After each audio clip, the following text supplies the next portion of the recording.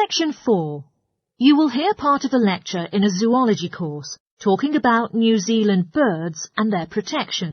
First, you have some time to look at questions 31 to 40.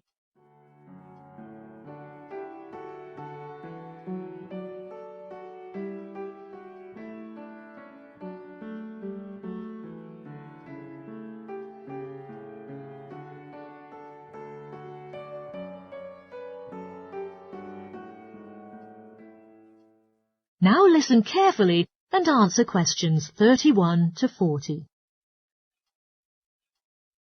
Ladies and gentlemen, good afternoon. In this session, we're going to talk about birds indigenous to New Zealand, delving into the facts and analysing methods of protecting these species from extinction.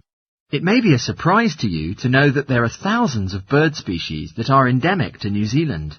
In other words, they are rarely found anywhere else throughout the world. Because quite a large number of these birds make a living on a diet of freshly caught fish, they often nest alongside the coastline or follow the neighbouring river, if necessary, to track freshwater fish. Once they have mated, the female will collect twigs and pieces of debris to build nests where she can hatch her eggs under safe circumstances, out of the reach of predators. When the first immigrants landed on New Zealand, roughly 7 centuries ago, rats were carried on the ships with them. The rats flourished in the warm climate and gradually became a threat to the native bird populations, particularly to the flightless species. In 1984, researchers discovered that just 3 pairs of flightless bird species remained in existence, and that even these faced severe pressure.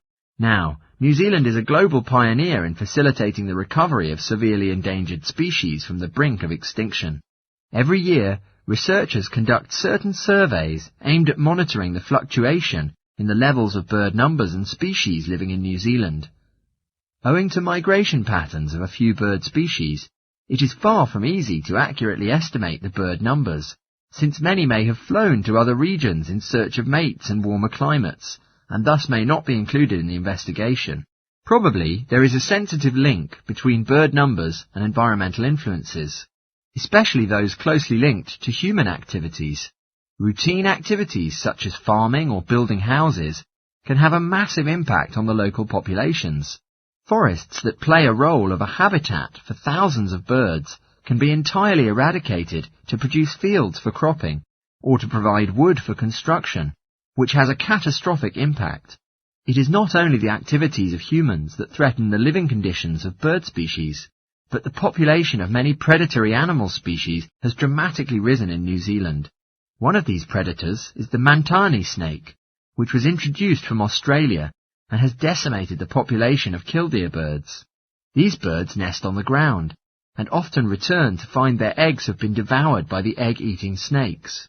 One cannot dismiss, of course, the disadvantages that nature itself imposes on the survival of many bird species.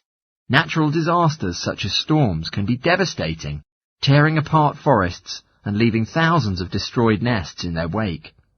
Monsoons flood the rivers and often drown many of the flightless bird species that are unable to escape. Unfortunately, illegal hunting, which is the greatest threat to bird species in New Zealand, is nearly impossible to prohibit. Several bird species, which are going to be extinct, now appear on display at the National Zoo, and there is such a crucial need that urgent policies are adopted to protect them. The zoo recently employed an expert in bird protection, who strongly suggested that a guard should be employed to protect their birds from poachers. The expert also lays much stress on the fact that the birds can be haunted by quite a stressed situation where the public can approach them too closely, suggesting that the administration install a fence network to keep the public a safe distance away from the birds. In spite of this threat to birds in captivity, it is the freely roaming birds that are most at risk. Many efforts are being made to educate the public in terms of how they can contribute towards protecting birds that are living in the wild. Finally, research has indicated that one of the most feasible measures of keeping the public notified about the significance of protecting the bird population is through the media. I advise you all to read the related articles in specialist journals and also do some research on the internet. Everyone can make your own contribution if you put your mind to it.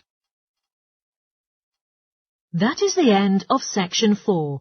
You now have half a minute to check your answers.